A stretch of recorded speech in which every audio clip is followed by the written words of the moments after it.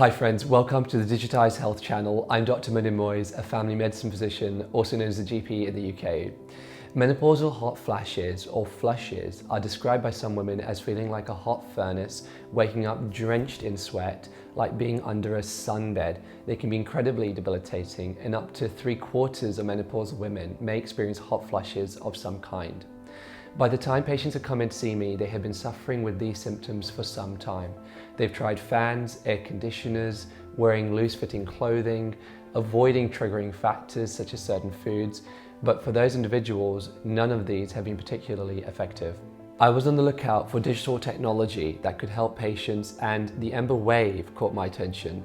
This is a device that changes your perception of how hot or cold your environment is. Let's review this device and see if there's any possible way it can help with these, at times, really distressing symptoms.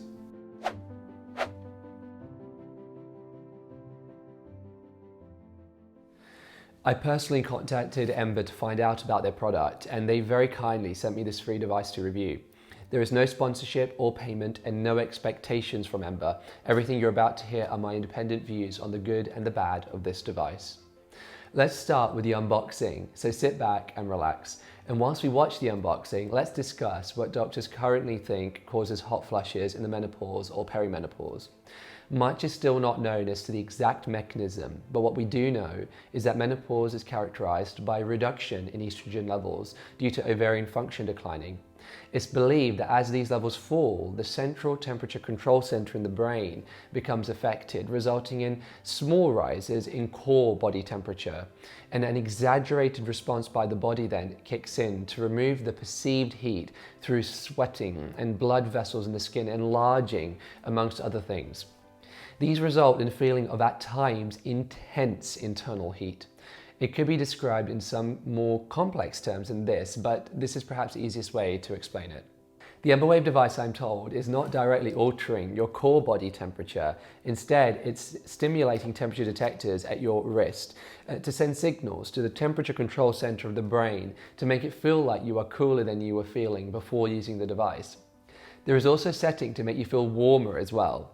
This is an interesting concept, akin to, say, holding a glass full of ice or holding a hot pack in your hand. Here's a look at my experience of the Embr Wave. This is how you use the Embr Wave device. So you put it on your wrist like a watch, and as you do that, you're trying to put the bulky square part onto the inside of your wrist, so just like this. And then it has a really nifty little app. And if we get it going, we can set it to, say, let's say -8 degrees. And I've selected a various pulse waveform of hot flash, which is what perhaps a menopausal individual might want to use. And already I can start to feel it's getting cold on the wrist. It's a little bit of a shock, actually, the first time you use it. Not that it sends any electrical shocks at all, but it feels a bit surprising exactly how cold it can get on your wrist. And I can feel it coming up in waves. So the blue means that it's in cold mode, and then there's also a warm mode where it will warm you up. So this is going to take about 10 minutes or so, and we'll just wait and see in 10 minutes how I'm feeling. So stay tuned, and I'll get back to you in 10 minutes.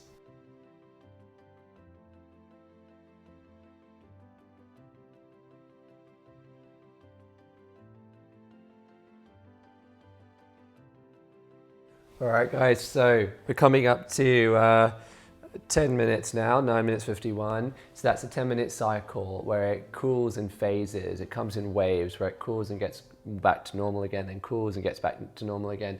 And the reason it does that is to adjust for the fact that sometimes our temperature receptors get used to the cold, and then we don't feel it as cold as we did a few minutes ago, for example.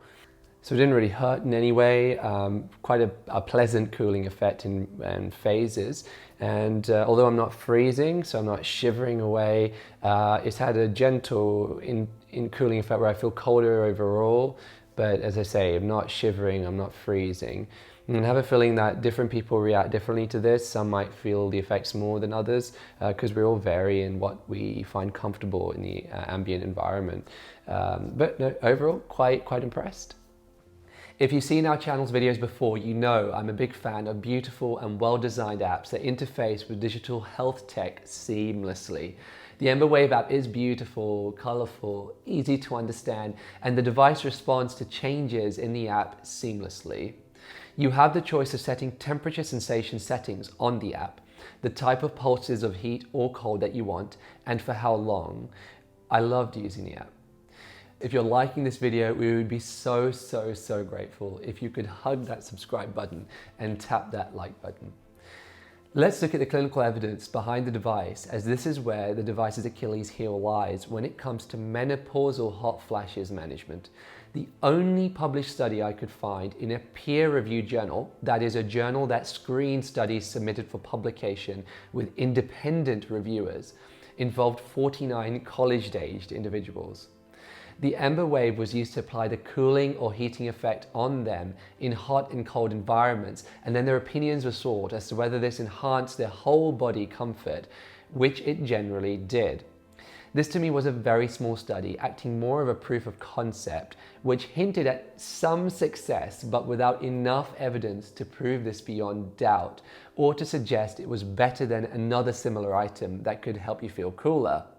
Importantly, I found no clinical studies looking at the device's effects in menopausal women.